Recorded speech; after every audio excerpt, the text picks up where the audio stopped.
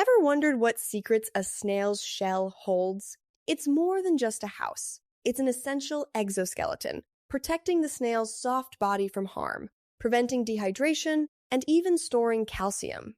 Inside, you'll find the snail's visceral mass, a spirally coiled collection of its vital organs, including digestive, reproductive, and respiratory systems, all neatly tucked away.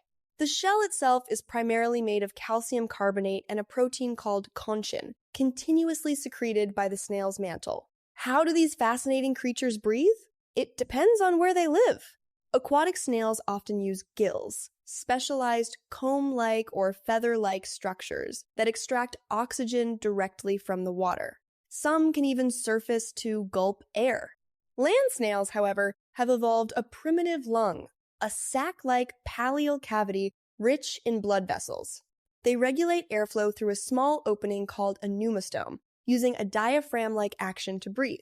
Now, about telling if a snail is male or female, it's tricky. Many land snails are hermaphrodites, possessing both male and female reproductive organs. This means they can both act as male and female during mating, though they usually still need a partner. Some sea snails, however, do have distinct sexes. Finally, reproduction. Do snails give birth or lay eggs? The vast majority of snails lay eggs.